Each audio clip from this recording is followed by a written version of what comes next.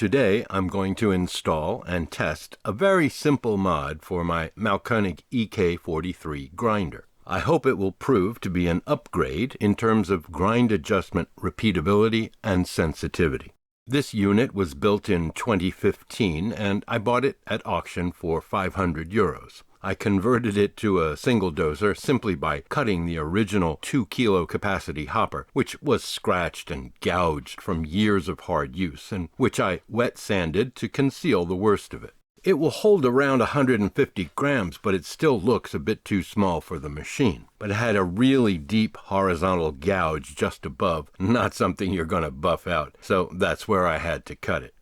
It had been run hard and neglected, but of course it's built to handle that. So I restored it completely with just a bit of elbow grease and a few common wearing parts like bearings and seals. And I've got 2 long videos documenting that process. A link to the first should be appearing now.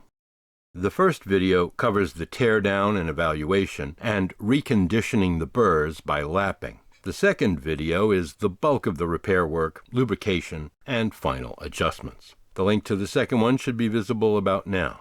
This old unit is equipped with a steel prebreaker, or auger, or rotary burr carrier. It does all of those things, so call it what you will. And its weight is considerable, approximately 620 grams, and I suspect that it's enough inertial mass to explain why the grind adjustment feels clunky and sticky, especially in the espresso range where the spring will be exerting its maximum force.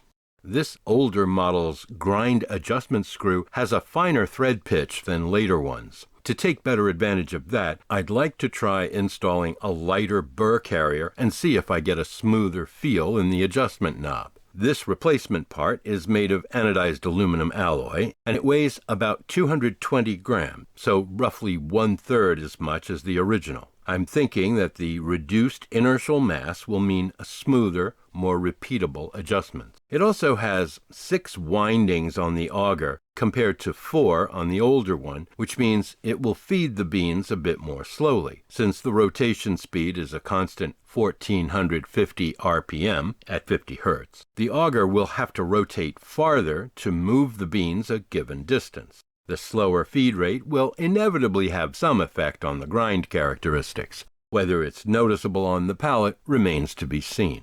The older part uses a wire to form the auger, but the new one is machined squarely and precisely. These changes could affect its behavior, but we'll see. We'll use the microscope to check the before and after coffee samples and see if there's any obvious change in the ground coffee. But of course, the important business is whether there are any changes in flavor. So let's get on with our little project, shall we?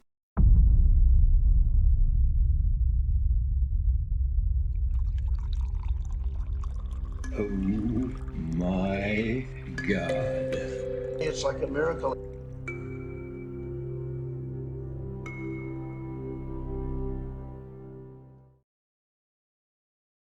I'd like to give a quick shout out to the pros at Vision Espresso who made buying this part absolutely painless. Good service from knowledgeable people.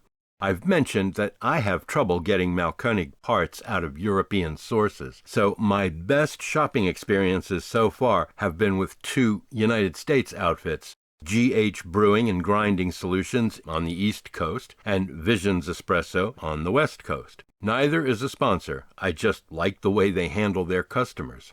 I've linked them in the description.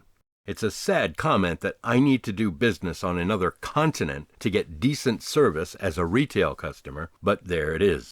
Sometime in the past, some cowboy mechanic ground a bit of metal away from the back of this burr. I mount this one in the stationary position because it could be a little off balance, but I'm using the burr carrier temporarily here to determine the thickness of the shim I ought to use. It's very convenient to do it like this.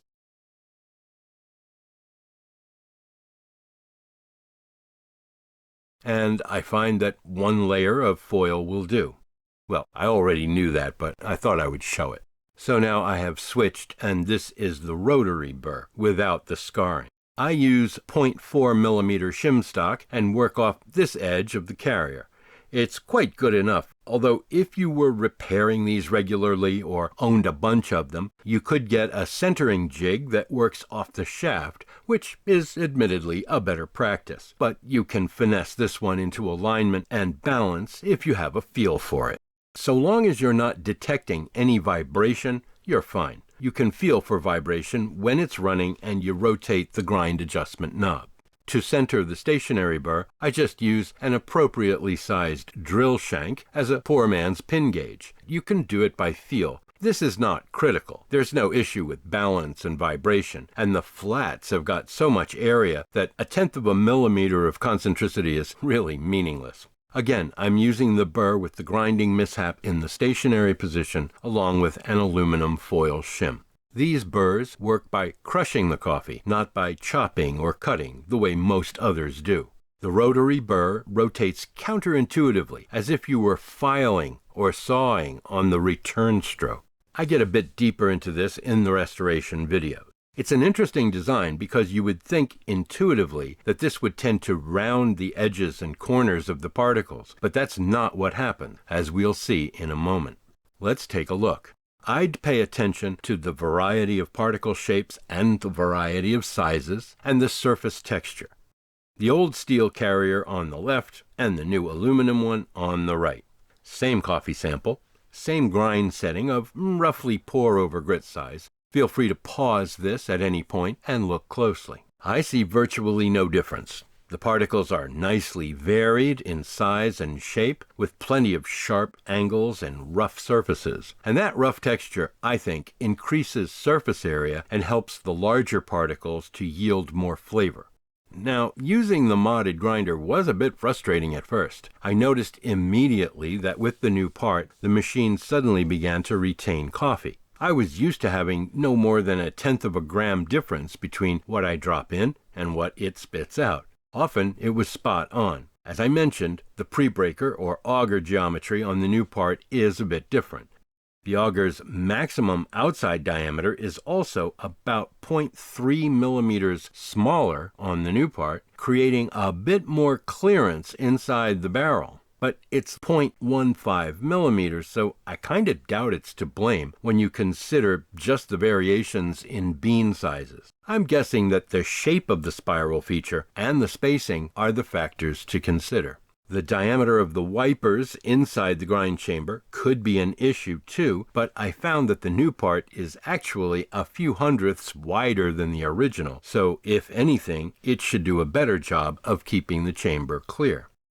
After a bit of tinkering, I noticed that there are straggler particles, possibly whole beans, that don't make it to the grind chamber, usually 4 to 6/10 of a gram. So there is an issue with feeding very small amounts of coffee, which is not ideal for a single doser. However, you can leave it running and you'll hear them feeding randomly, 1 or 2 at a time. If I let it run for around 5 extra seconds, I get negligible retention, as with the older part. I hear it grinding normally, and then it sounds like it's finished, but if I keep it running, some larger coffee bits will move into the chamber.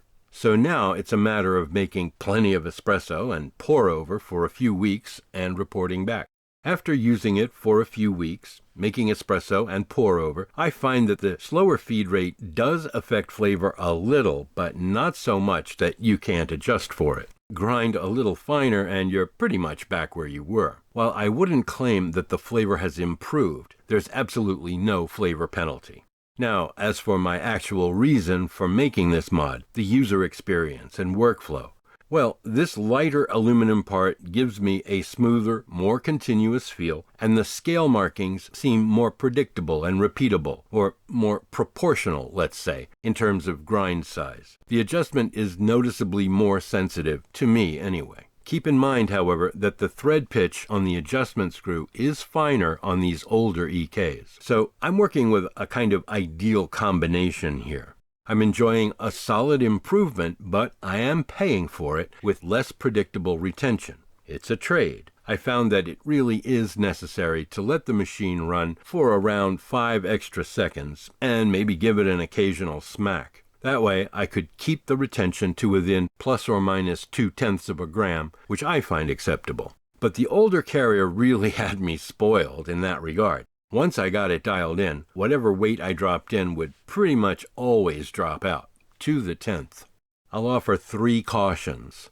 First, if you're switching from steel to aluminum, you have got to change the shear plate to one of these El Cheapo pot metal specimens. The shear plate for the steel carrier would be too tough. You can tell by the weight which is the white metal plate for use with aluminum.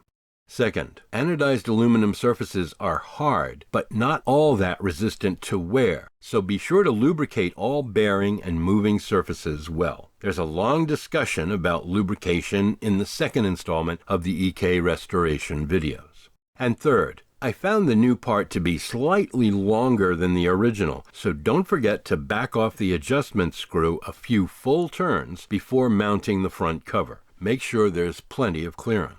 So, would I recommend this mod personally? Look, it's not some generic part you can order from Farnell or McMaster Carr. It's bespoke, so it's going to set you back €200-300 euros. Is it worth that kind of money? Well, I can tell you what to expect, but only you can answer that question. As for me, I'm going to keep it because I find the dose consistency issue to be minor and a reasonable trade-off for increased sensitivity. I like being able to move the pointer a short distance and have a decent idea of how much the shot time is going to change. So it's really down to more precise dial-in versus low retention. Your call. Well, that's about all for today. Up next, I'll be revisiting the turbo shot, about which I think I was too dismissive the first time around. I think it's entirely possible to make a really good cup of coffee that way. So keep in touch. Slán.